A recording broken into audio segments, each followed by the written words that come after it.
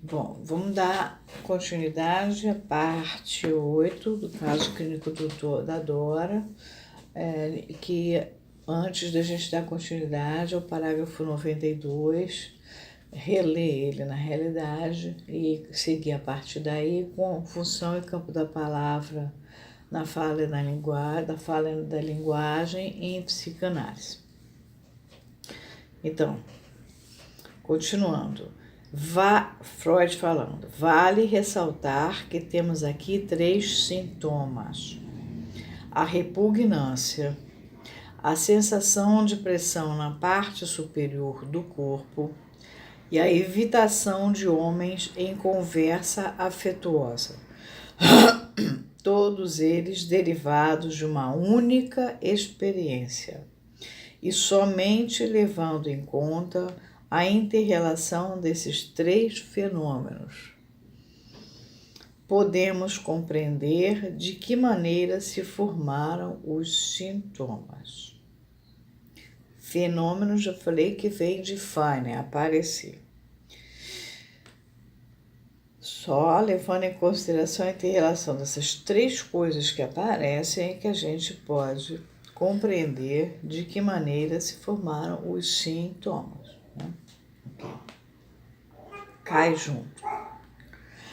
A repugnância é o sintoma de repressão da zona erógena oral, que, como veremos na página 48, fora ultracultivado na infância de Dora, pelo hábito sensual de sugar. A pressão do pênis ereto provavelmente levou a mudança análoga no órgão feminino correspondente, o clitóris. E a excitação desta segunda zona erógena foi remetida por um processo de deslocamento para a pressão simultânea contra o tórax, fixando-se ali.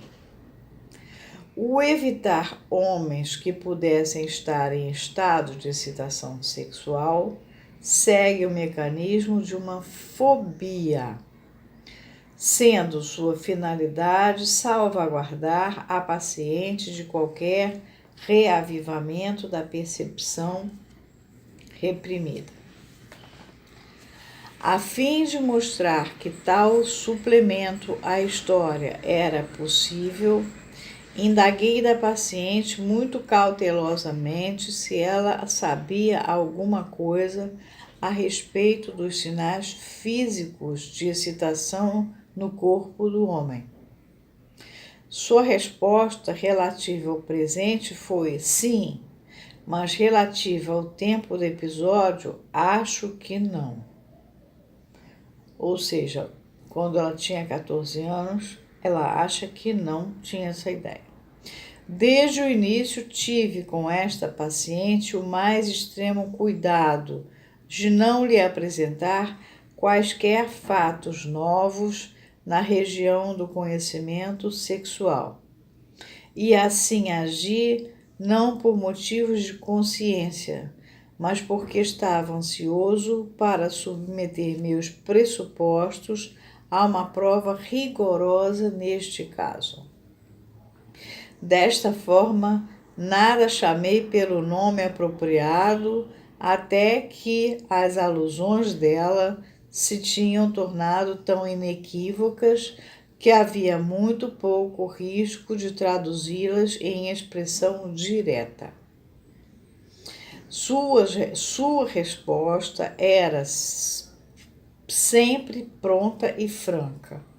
Ela já sabia a respeito. Lacan mais tarde vai dizer que a histérica sabe tudo, né? E ela sabe. Mas a pergunta sobre a origem, aqui está a origem em itálico, de seu conhecimento, quer dizer, sobre de onde vem esse seu conhecimento, era um enigma que suas lembranças não podiam resolver. Ela tinha esquecido a fonte de todas as suas informações sobre este assunto. Nota: ver o segundo sonho, página 96. Conferir também página 34, nota 59 e o 116, nota. Se posso imaginar que a cena do beijo ocorreu assim, posso chegar à seguinte origem da sensação de repugnância. Nota: aqui, como em todos os casos semelhantes, o leitor deve preparar-se para encontrar não uma, mas diversas causas pela sobredeterminação.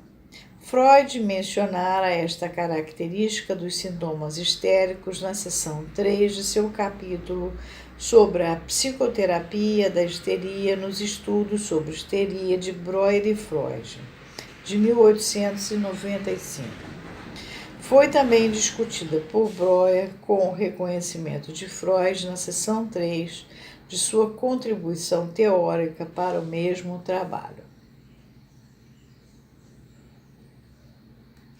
Tais sensações parecem ser originalmente uma reação ao odor e depois também à visão de excremento. Mas os órgãos genitais podem lembrar as funções excretoras, e isso se aplica especialmente ao pênis, pois este órgão desempenha a função de micção, assim como a sexual. Micção é da urina, expelir a urina. Na verdade, a função de micção é a primeira das duas a ser conhecida e a única conhecida durante o período pré-sexual. Acontece assim que a repugnância torna-se um dos meios de expressão afetiva na esfera da vida sexual. O interurinas e faces nascimur. É que o Santo Agostinho dizia que a gente nasce entre a urina e as fezes. Do primeiro padre cristão, prende-se a vida sexual e dela não pode ser separado, a despeito de todos os esforços no sentido de idealização. Gostaria, contudo, de enfatizar expressamente minha opinião de que o problema não é resolvido pela simples menção desse trajeto de associação. Não basta que associe. O fato de que esta associação pode ser evocada não indica que ela será efetivamente evocada. E, na verdade, em circunstâncias normais, ela não o será. O conhecimento dos trajetos não torna menos necessário o conhecimento das forças que o percorrem. Nota: todas essas discussões contêm muita coisa que é típica e válida para a histeria em geral. O assunto da ereção resolve alguns dos mais interessantes sintomas histéricos. A atenção que as mulheres prestam aos contornos dos órgãos genitais dos homens vistos sob suas roupas torna-se, quando reprimida, uma fonte de frequentes casos de evitação, de companhia e de medo da sociedade. Nesse caso, então, não é reprimida, é recalcada. Dificilmente se pode exagerar a importância patogênica do laço compreensivo que une o sexual e o excrementício, um laço que está na base de um grande número de fobias histéricas. Este tópico aparece muitas vezes nos escritos de Freud. Aparece, por exemplo, já em 1897, no esboço K da correspondência com Fliess, Isso está em Freud, em 1950, publicado. E até mesmo em 1930, na longa nota de rodapé ao fim do capítulo 6º de A Civilização e seus Descontentes. Deve ser o mal-estar na civilização.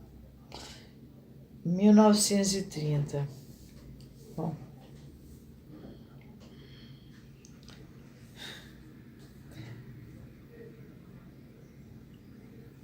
Vou parar aqui por causa do tempo. Repara que ele vai percebendo que um sintoma pode ter vários componentes que vão configurar esse sintoma, que não basta a associação para que a coisa se dissolva, que às vezes a associação em si não leva exatamente a coisa alguma, simplesmente ela aparece, vem à tona mais uma coisa.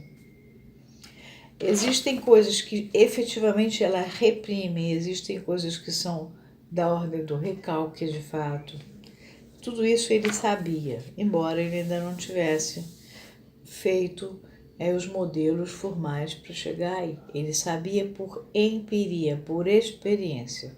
Até aqui, Freud só tinha feito o modelo da laguna, o da cebola e o do capítulo 7º da interpretação dos sonhos, onde ele vai descobrir o inconsciente. O resto são as pesquisas dele. Vocês reparem que ele pergunta aos pacientes coisas que nós na clínica não perguntamos. Nós deixamos o paciente associar livremente, mas nós não estamos fazendo pesquisa como ele está fazendo. Ele está numa coisa nova e fazendo pesquisa. Eu trabalho igual o Freud. Não trabalha igual o Freud, não. Você trabalha a partir do que ele te ensinou. Você não vai chegar na consulta e ficar perguntando, não. A pessoa está em associação livre e você em atenção flutuante. O Freud teve que fazer esse trabalho para fazer a psicanálise. A gente não precisa, tá?